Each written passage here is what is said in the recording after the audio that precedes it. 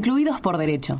El siguiente programa fue realizado en el marco del taller de radio del programa de extensión Educación en Contextos de Encierro de la Facultad de Ciencias Sociales de la UNICEN. Les damos la bienvenida a Telarañas.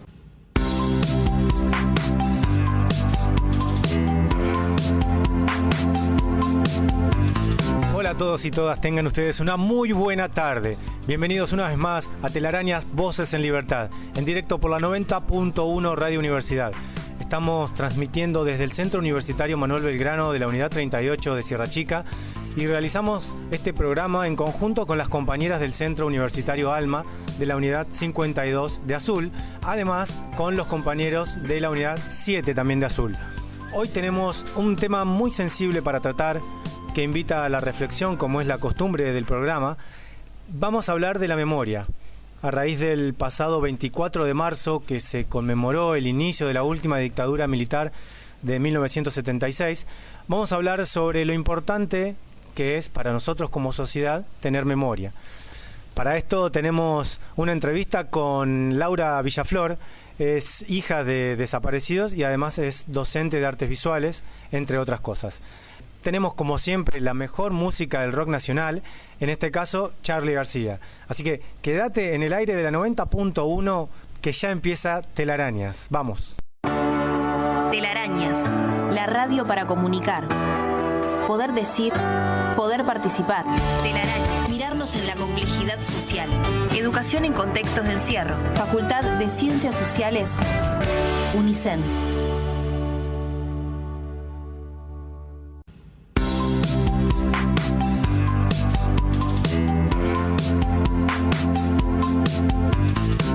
Bien, ya nos metemos de lleno con la entrevista a Laura Villaflor, abordando el tema de la memoria.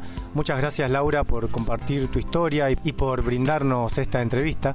Nosotros, a medida que vayas hablando, te vamos a ir haciendo preguntas desde los diferentes centros universitarios. Te escuchamos. Mi nombre es Laura Villaflor Garreiro, tengo 43 años. Soy hija de Raimundo Aníbal Villaflor y de María Elsa Garreiro Martínez, sobrina de Josefina Villaflor y de José Luis Azán, los 4 detenidos desaparecidos en la ESMA el 3 y el 4 de agosto de 1979. Y bueno, voy a compartir con ustedes el relato de los hechos, digamos, del secuestro de mis padres en primera medida, para que a partir de ahí los compañeros y las compañeras puedan hacerme preguntas. Y Betina también, si quiere. Primero, lo más importante es que tanto que mi familia eran militantes políticos peronistas y militaban en las Fuerzas Armadas peronistas y el peronismo de base. Esta organización tenía una fuerte inserción territorial, trabajaban en los barrios, en las fábricas y talleres. En ese momento estamos hablando de una organización que surge alrededor del año 68. Había una fuerte impronta de trabajo fabril. Básicamente era una organización que peleaba por los derechos de los trabajadores y las trabajadoras. El 3 de agosto de 1979, una patota de la ESMA fue a la casa de mi tía, Josefina Villaflor, y con tanques, ametralladoras y tacas y todo tipo de armas de guerra que puedan imaginarse, una casa de barrio de esas viejas allá en Villa Domínico tipo Chorizo. Tiraron la puerta abajo, entraron por los techos y secuestraron a mi tía, a mi tío y a mi prima Celeste, que en ese momento, Celeste Azán, tenía 2 años y medio.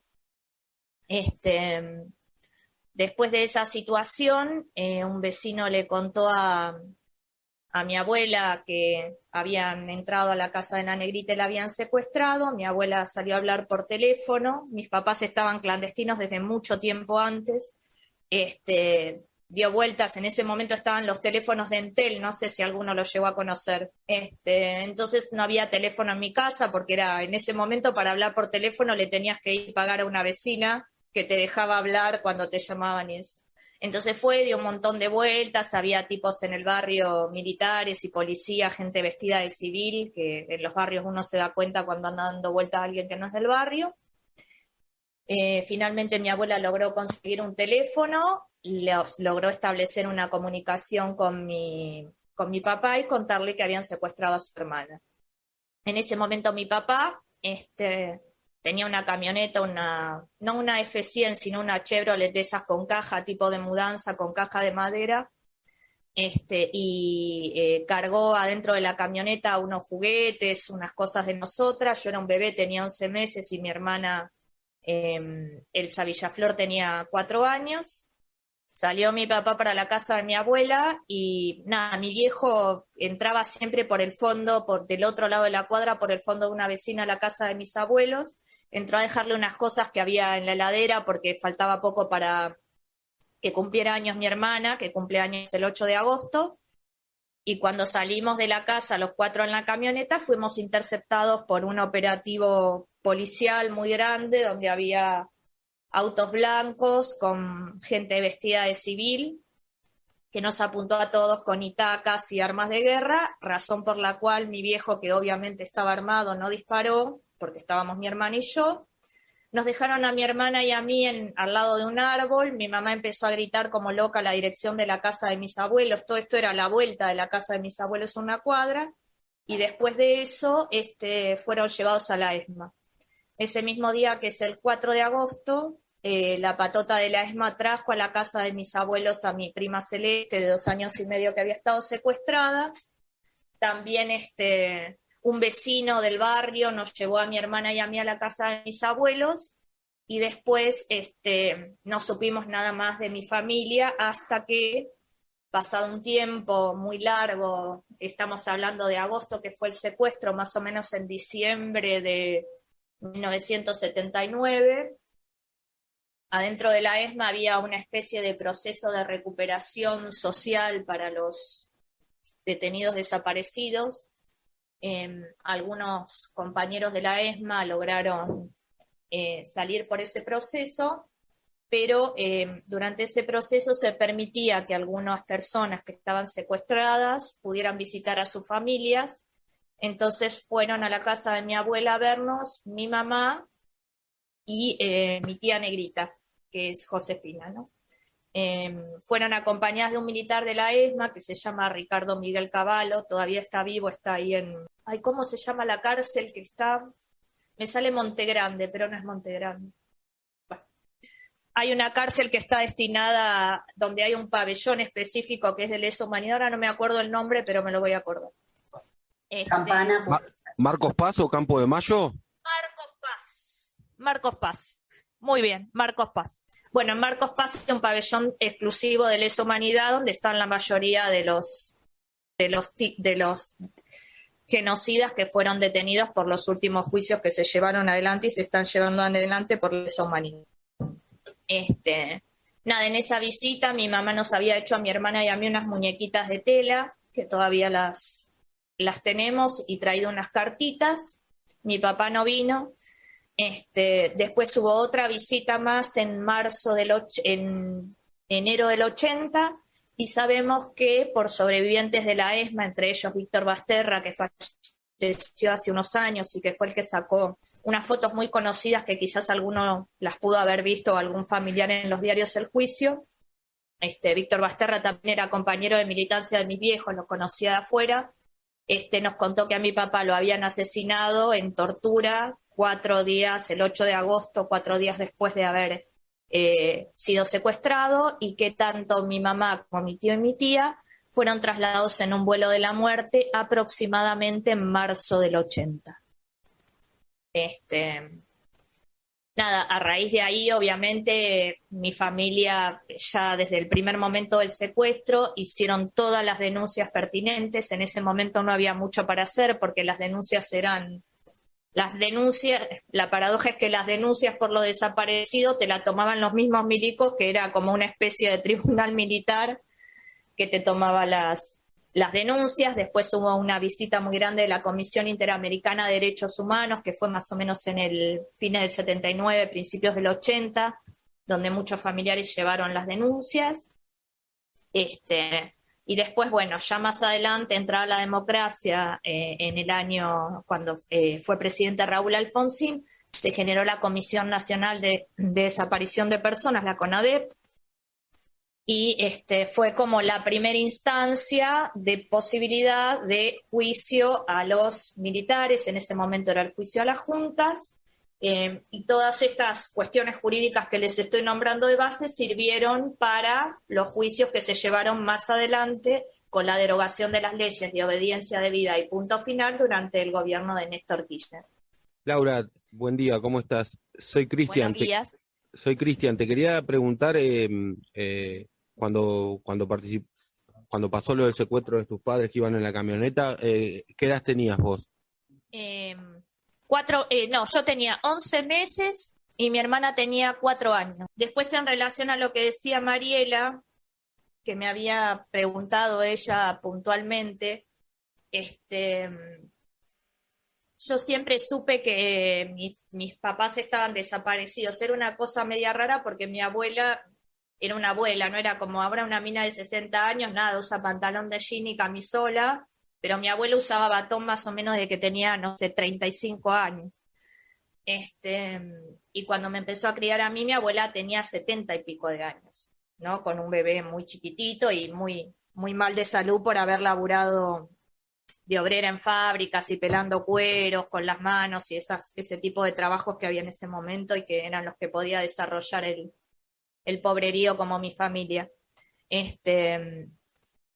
Cuando yo empecé a preguntar, porque en algún momento, a pesar de que yo siempre le dije mamá a mi abuela, me di cuenta que mi abuela era mi abuela y no era mi mamá, debería tener más o menos 4 años. Entre los 3 y los 4 calculo que fue. Yo le pregunté a mi abuela, como dónde estaban mis papás, ¿no? Porque ya como que...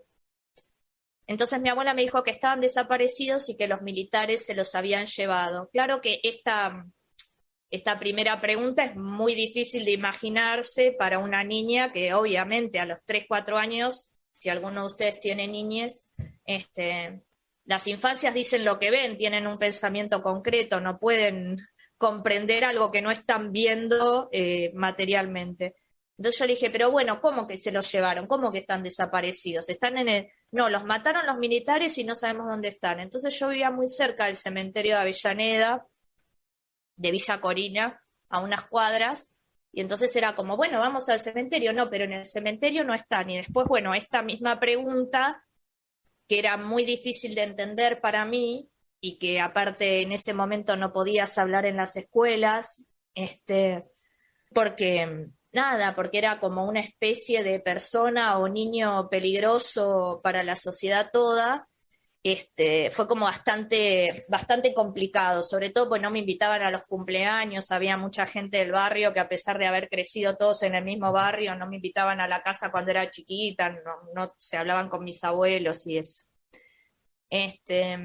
Así que yo creo que la primer sensación que tuve, como me había preguntado Mariela, cuando supe tan tempranamente la desaparición de mis padres, fue como si fuera una pregunta que se abre, ¿no? Como estas cosas que por ahí te interpelan, y son interpelaciones que, digo, me han acompañado a lo largo de toda mi vida y todavía al día de hoy, ¿no?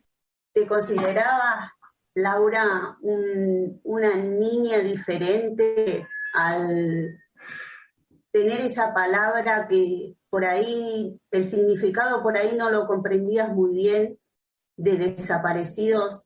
Creo que todos los niños son diferentes entre sí. Creo que es una falacia pensar que los niños no son iguales, digo, o las personas. Todos los niños son diferentes entre sí, y lo que a mí me pasaba sí era que sentía como una cierta carga de los adultos, por ejemplo, de los del barrio, que conocían a mi viejo, de que era chico, a toda la familia, y de hecho mi abuelo en un momento fue comisionado de Avellaneda durante el peronismo, cuando Avellaneda no era un municipio, y entonces al viejo lo conocían todos. Mi familia era de la que te iba a dar una mano siempre, una familia muy solidaria, y lo que sí sentía era como una mirada como de lástima, ¿se entiende? Como que los vecinos me miraban, viste, te palmeaban la cabeza como a los perros, viste, iba ahí pobrecita la huerfanita. Esa es como la sensación de la mirada de los otros. Pero después obviamente era una niña como todas las otras, me trepaba a los árboles, estaba en la calle todo el día jugando al fútbol con los pibes, qué sé yo, era un barrio en ese momento. Y ya en la época de la adolescencia, ya cuando empezaste a formar una idea y comprender mucho más la situación o investigar sobre la situación, ¿cuál fue la mirada contra todo esto que había sucedido en ese tiempo? Yo ahí lo que entendí fueron, cuando crecí, pude saber de la historia, hablar con muchos sobrevivientes de la ESMA y empezar y ser adolescente, como todos los adolescentes mesiánicos, que uno se lleva el mundo por delante y demás, fue como ver muy claramente las implicancias sociales de la dictadura. Esto es la descomposición del tejido social, la falta de solidaridad, la falta de cuidado hacia los otros, la falta de empatía, la estigmatización a lo que se ve distinto, la falta de acompañamiento a los niños, a los adolescentes y demás. Antes en el barrio, cuando yo era chica y había alguna familia que estaba complicada o algún pibe que por ahí en la casa no le daban mucha bola, o algún vecino se percataba que por ahí se estaba medio desvariando en la esquina, enseguida venía un vecino, viste, lo iba a buscar, entablaba un vínculo aunque fuera un adulto, viste, como que había una cuestión de, como una sociedad previa a la dictadura, que era una sociedad que yo le digo una especie de sociedad más del cuidado, ¿no? Después de la dictadura lo que tenemos es una sociedad donde a todo el mundo le importa nada lo que le pase al otro, y esto se ve reflejado en todos los niveles y en todos los estratos, ¿no? Como que el otro es una especie de fuente de peligro, incluso por cómo se viste, por cómo se ve, como hasta por cuestiones estigmatizantes a nivel estético, social, de procedencia. Antes esto no era así, digamos, todos los que crecíamos en un barrio éramos en un sentido todos iguales, aunque uno tuviera más, tuviera menos, uno fuera, una familia fuera profesional, la otra fuera changarín, era como diferente. Y también, bueno, que no hay que olvidarse que en verdad tanto mis viejos como los otros militantes políticos de los 70, por lo que peleaban era por una sociedad más justa, donde exactamente las diferencias entre ricos y pobres no fueran tantas. Entonces también esa derrota, que no es menor y que es una flor de derrota porque tiene que ver con un proyecto político, social y cultural de un país, se ve exacerbada porque las situaciones socioeconómicas son cada vez más complejas, sobre todo para los sectores más vulnerables, ¿no? Laura, te interrumpimos un ratito la entrevista, la verdad que tus palabras nos conmueven y mucho. Es muy interesante lo que nos estás contando, se ve reflejadas en tu relato la angustia, la bronca, la impotencia que causa la injusticia, pero también a su vez se ve la fuerza y la garra que tenés. Te invitamos a escuchar Dinosaurios de Charly García, tema musical que refiere mucho a la última dictadura militar y a todo lo que esto conlleva. En minutos nada más regresamos con más Telarañas por la 90.1. Comunicate con Telarañas 2284-640469. Línea directa.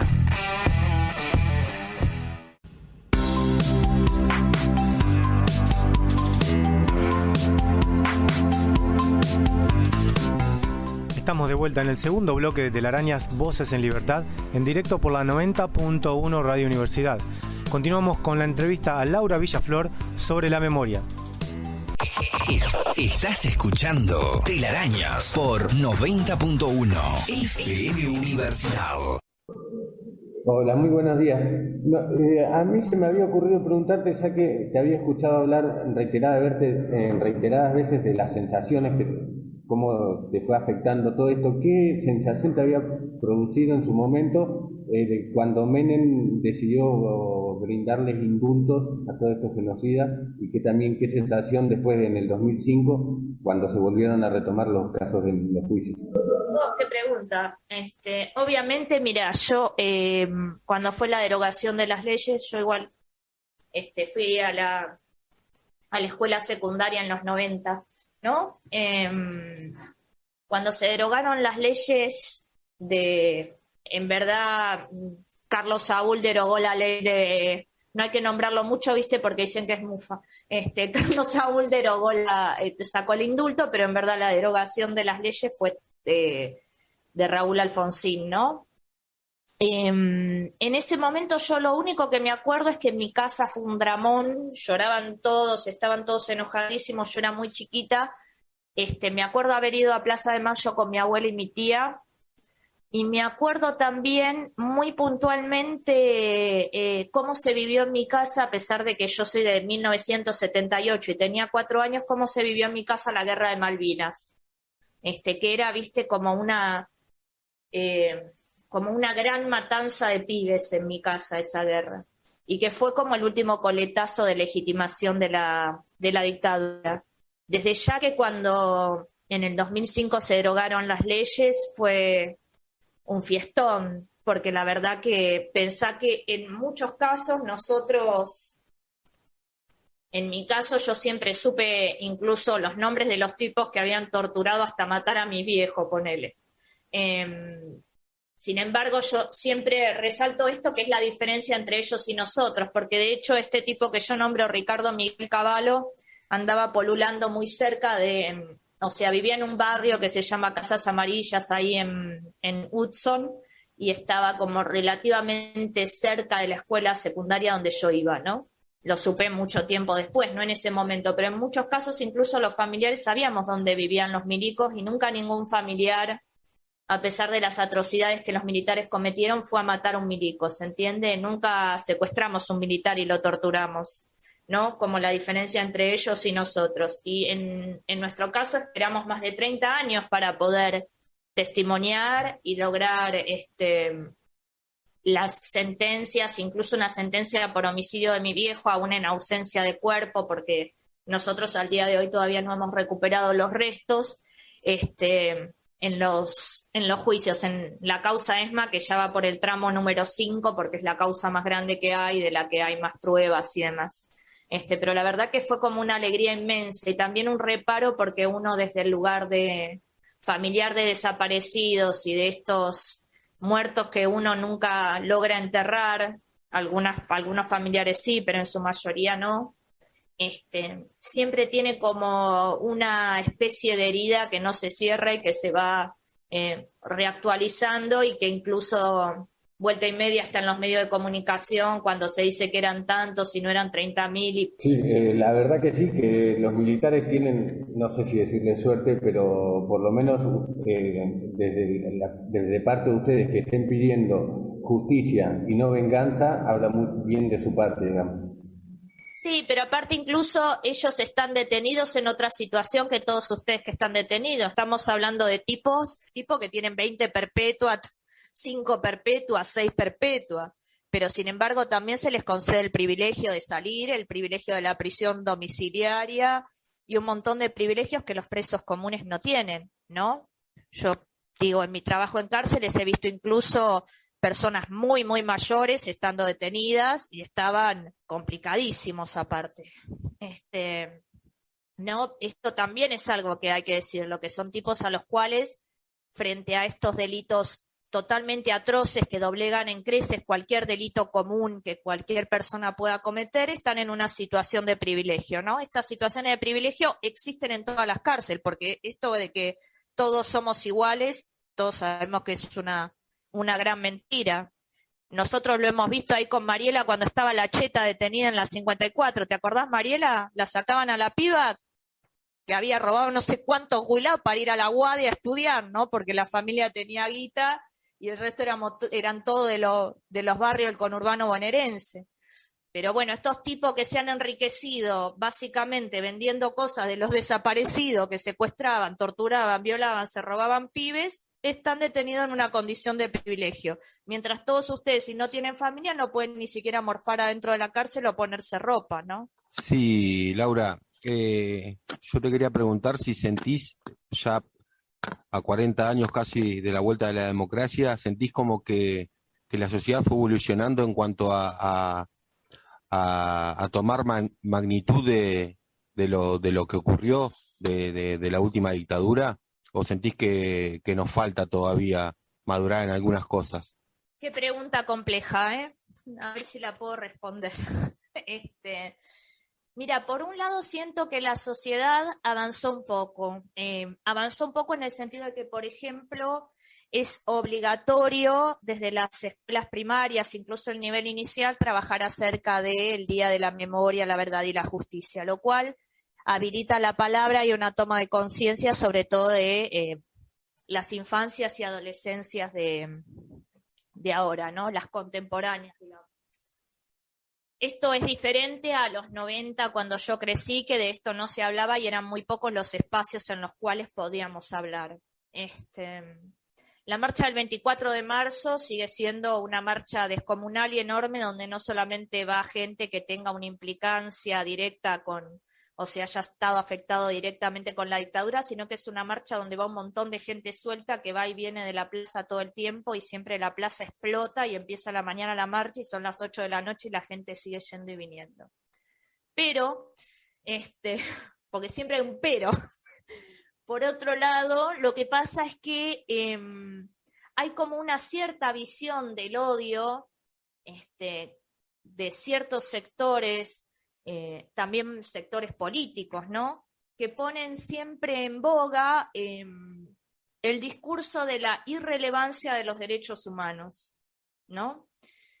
Por un lado es cierto, y es absolutamente cierto, de que estos derechos humanos no se abogan solamente a nosotros como víctimas de la dictadura, ¿no? Que estos derechos humanos deberían estar vigentes en todos los espacios y sectores sociales como las cárceles, los barrios, ¿no? Que el Estado tiene la obligación de intervenir y proteger a todas las personas por igual, ¿no?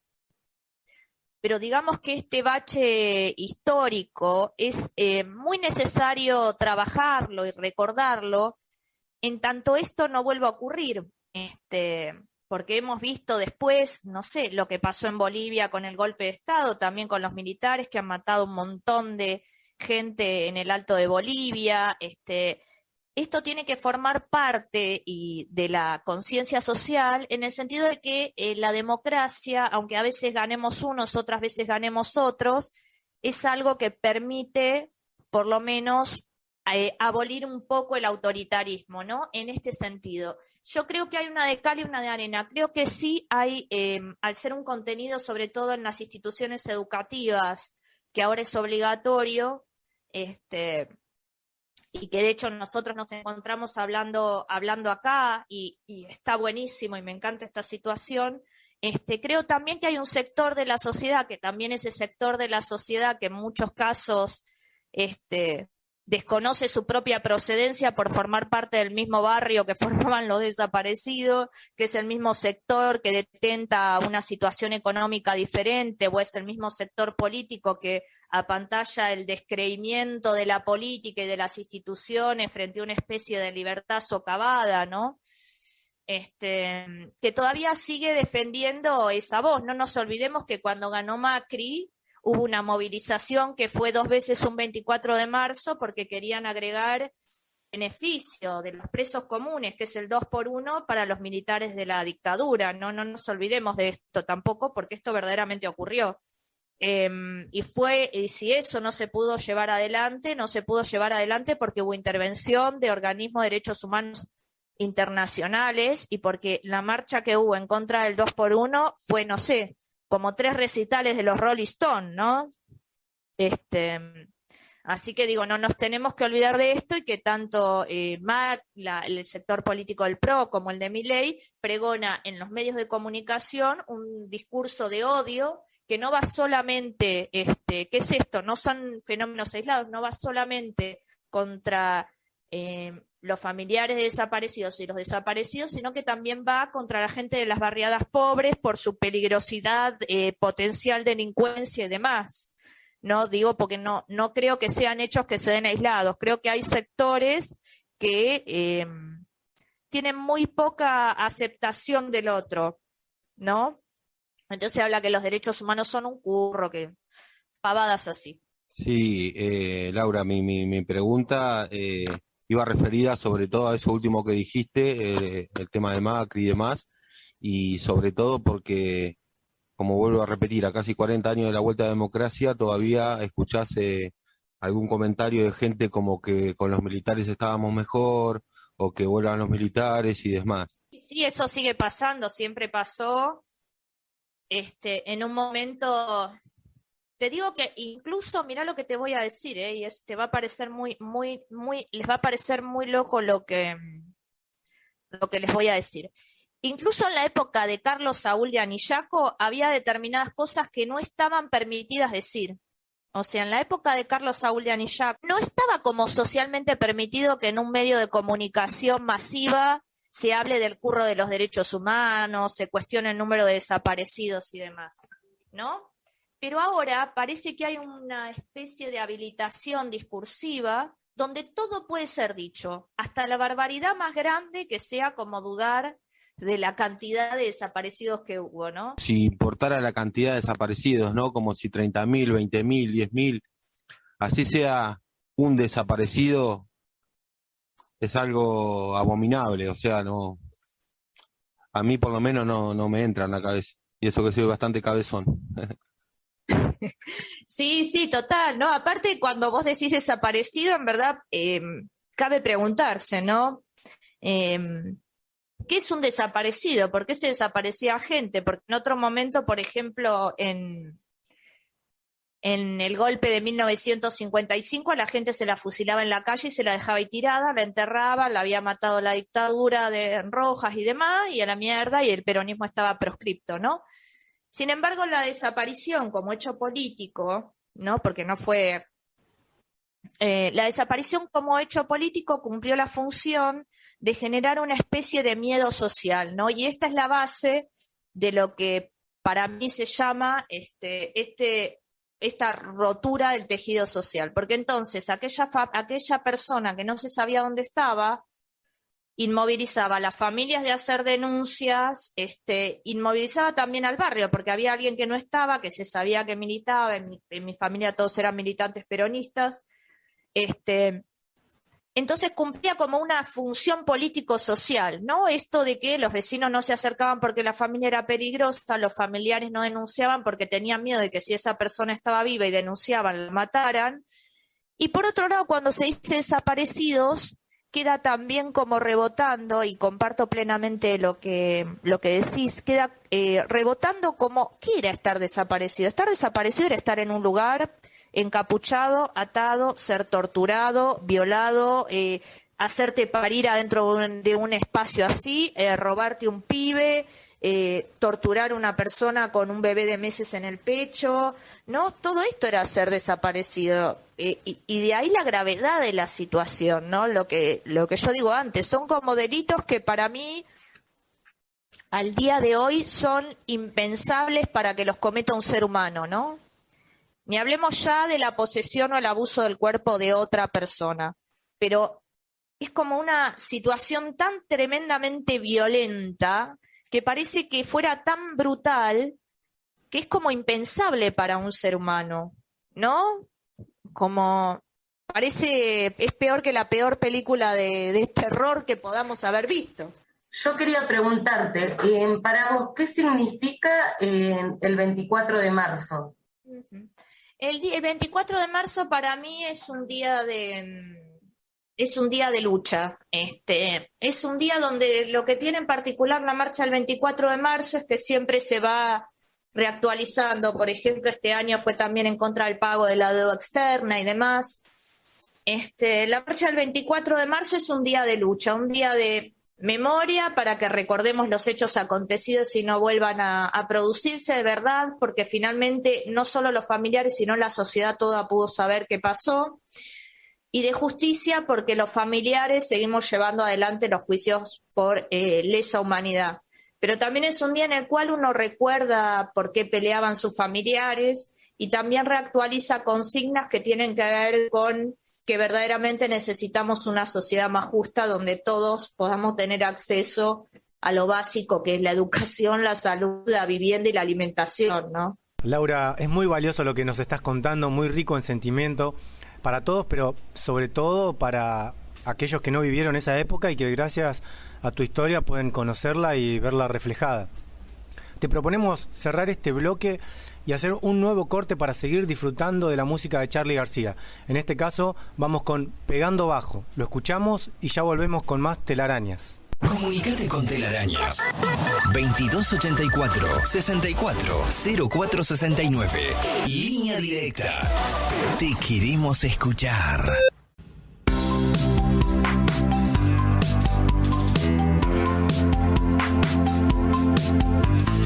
Continuamos con el último bloque de Telarañas en directo por la 90.1 Radio Universidad y también vamos a seguir deleitándonos con la entrevista a Laura Villaflor. Dale, vamos.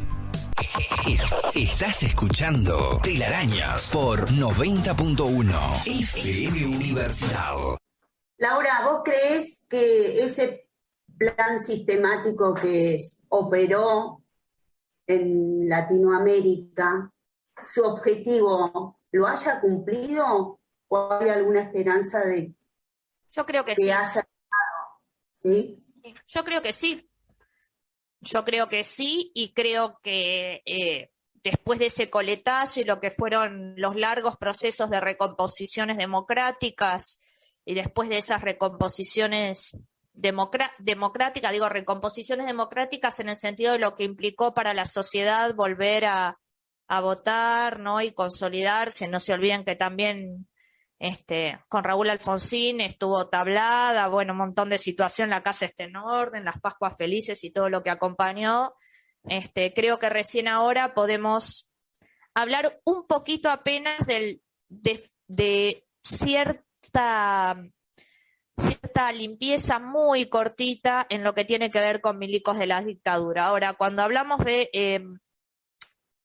cierta pérdida de milicos de la dictadura en las fuerzas de seguridad, también tenemos que hablar de la pervivencia de metodologías que instauró la dictadura militar en relación a los presos comunes. Esto es, la tortura no es un hecho aislado, el aislamiento no es un hecho aislado, los secuestros no son hechos aislados, y en su mayoría en todas estas implicancias, la trata de blancas, un montón de situaciones se siguen realizando con la aval y participación activa de sectores que son de las fuerzas de seguridad nacionales, ¿no? Que deberían estar para proteger a la sociedad, en tal caso para impartir la ley en el caso que sea justo, pero de la manera correcta, ¿no? Digamos, sin autoritarismo, en un sentido. En otro sentido, a nivel latinoamericano, en algún momento se produjo un avance, cuando estaba Evo, estaba Chávez, ¿no? Tuvimos como todo un crisol de gobiernos relativamente más democráticos,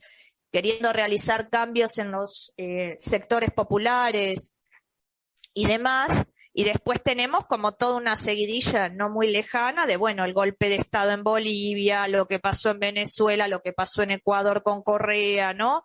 Como que pareciera que cuando se logra como un avance que pudiera generar movilidad social de abajo o gobiernos democráticos que verdaderamente intentaran mejorar las condiciones materiales de los sectores más desfavorecidos, automáticamente se produce como un retroceso de algo que incluso yo hubiera pensado que no hubiera vuelto a ver, como es una vuelta a las dictaduras, no en este país, pero sí en los otros países vecinos, ¿no? Yo hubiera pensado que esto hoy por hoy no estaba socialmente permitido en ningún país, pero bueno, me he equivocado, creo que nos ha sorprendido a todos malamente, ¿no? Sí, Laura, discúlpame. A propósito de lo que hablabas, mi pregunta iba, a ver cómo te lo puedo... Durante tantos años de lucha, de seguir poniéndole, digamos, el pecho a las balas, hablando en la jerga, digamos, ¿qué cosas pensás que se lograron en todos estos años y qué cosas te gustaría, no de manera utópica, sino de cosas que más o menos se podrían alcanzar? ¿Qué crees que faltaría o qué crees que se podrían lograr también? No sé si se entiende la pregunta. Sí, te entiendo perfectamente. Mira, si nos referimos puntualmente a lo que tiene que ver con la dictadura, por un lado, la situación de que es muy escaso y muy poco la cantidad de militares detenidos en relación a la participación militar. ¿Se entiende? Los detenidos sentenciados y demás son muy pocos. Ha habido muchísimas absoluciones Ha habido muchos civiles también que se han enriquecido con bienes personales de los desaparecidos y las organizaciones políticas del momento que tampoco han sido enjuiciados. Hablo de los Ford, las Mercedes-Benz, los Ledesma, digo, ¿no? Y por otro lado también la situación que cuando uno habla de justicia, ¿no? Habla de una igualdad ante la ley. ¿No? Esta ley tiene una parte jurídica, que es la manera en la cual se llevan adelante los juicios, y tiene una parte material, que es la situación material de detención de las personas, ¿no? Esto debería ser igual para todos, ¿no? Digamos, estamos hablando, ustedes entienden más del tema que yo he ido de visita a dar clases nada más. Pero estamos hablando de tipos que están detenidos, que gozan de absolutamente todos los privilegios que no gozan los presos comunes. Esto es, comen de manera diferente, tienen pabellones separados, tienen acceso a redes digitales. De hecho, en algún momento este tipo, Ricardo Miguel Cavallo, tenía un blog estando dentro de la cárcel donde publicaba barbaridades. Estamos hablando de tipos que pueden salir de paseo, tipos que se descomponen y los llevan a una clínica privada y en un hospital atados como lo llevan ustedes con esposas. Estamos hablando de tipos que tienen libre acceso a sus visitas familiares. Estamos hablando de tipos que no tienen la misma situación de detención que el resto de los presos comunes. Y cuando uno habla de igualdad jurídica, tiene que hablar también de igualdad jurídica en la detención. Tenemos también prisiones domiciliarias, casos de supuestas esquizofrenias o enfermedades psiquiátricas que hacen que esta gente tenga que estar no en el Melchor Romero de La Plata al lado de la cárcel, sino que estén en una clínica privada en Recoleta, no con una atención que ni ustedes, ni yo, ni nadie, ninguno de los que estamos aquí presentes la podríamos pagar, ni por lo menos 3 generaciones más atrás necesitaríamos para pagar un día de atención ahí. Entonces esta cuestión tiene que ver con que cuando hablamos de igualdad jurídica, lo que los familiares quisiéramos sería que estas situaciones de detención sean iguales. Se entiende que estos tipos no deberían tener privilegios frente a los otros presos comunes. No porque uno desee, digo, y lo vuelvo a decir porque me parece que es un hecho relevante, cuando hablamos de presos comunes hablamos de delitos comunes, no hablamos de tipos que tienen 5 perpetuas, 6 perpetuas, causas por estas bestialidades que hemos hablado. Pero digo, sí que las situaciones de detención sean similares, porque si no es un como sí, es un como hacemos el juicio, te metemos preso, pero después como jurídicamente le podemos pagar un abogado que las conoce todas y como tenemos cierto aval social también adentro del servicio penitenciario en muchos casos y adentro de las mismas fuerzas de seguridad, nada, no pasa nada. Lo hemos tenido nosotros en Varela no me acuerdo el nombre ahora, del policía que mató a Darío Santillán, que le pegó 5 tiros en la estación de Avellaneda y lo dejó desangrarse en el piso, y el tipo estaba detenido en la 42 de Florencio Varela, y el servicio penitenciario lo dejaba salir a dar vueltas a la manzana alrededor de la cárcel, ¿no? Esto también pasa. Más acá de este lugar, ¿no? Un tipo que todo el mundo lo vio pegarle 5 tiros a una persona, dejarla desangrarse, y después estuvo preso en la unidad 42, que era la de máxima seguridad de Varela, y daba vueltas a la manzana. Franchotti se llamaba. Es esto, ¿no? Cuando hablamos de delitos comunes y hablamos de delitos de lesa humanidad, que siempre se los quiere igualar porque pareciera que lo uno es sinónimo de lo otro, estamos hablando de situaciones totalmente diferentes, ¿no? Muchas gracias, Laura, por esta oportunidad que nos diste, por esta entrevista. Muy fuerte todo lo que contaste y todo lo que nos aportaste también, ¿no? Porque qué bueno que esto se pueda saber, se pueda reproducir, se pueda compartir con otras personas, ¿no? Y creo que es una forma también de hacer memoria, y es una lucha que creo que nunca va a terminar y que siempre se tiene que seguir para poder ser una sociedad mejor. Así que tenemos que seguir por ese camino. Sí, yo les quiero decir que agradezco profundamente que me hayan invitado, que nada, vuelvo a decirlo, para mí es muy enriquecedor y siempre fue muy enriquecedor compartir en contexto de encierro la educación. Les agradezco muchísimo también el compromiso, el respeto y desde ya que que es como decía Rodolfo Walsh, que no hay peor cementerio que la memoria, ¿no? Que el olvidarnos de dónde venimos, porque es como, en otro sentido decía mi abuelo, ¿no? Decía, cuando uno se olvida como de dónde vino, es como un árbol sin raíces, ¿no? Como que el primer viento lo tira para cualquier esquina. Así que bueno, nada, les agradezco profundamente la invitación. Para lo que necesiten, me chiflan. Ahí con Mariela siempre, a pesar de que estuve en el 2012, ya hace 10 años, Mariela, que nos conocemos. Siempre nos estamos en contacto. Así que bueno, les mando un abrazo muy grande a todos y les agradezco profundamente el haberme invitado a compartir este espacio. Muchas gracias, Laura, por regalarnos tu tiempo, tu experiencia y tu historia de vida. Estas charlas siempre colaboran para que como sociedad no perdamos nunca la memoria. A ustedes también, compañeros y compañeras, les agradecemos por participar en el programa y por supuesto a nuestros oyentes, también muchas gracias por estar del otro lado apoyándonos y acompañándonos. Hemos llegado al final y nos volvemos a encontrar la semana que viene, el próximo lunes a las 15 horas por la 90.1 Radio Universidad. Paco volvió a abrazar a Claudia. La abrazó fuerte, abrazo de vida y de canción, como en los viejos tiempos, que son los tiempos de ahora y los de mañana, porque a ellos, en ese abrazo, les pertenece el tiempo entero.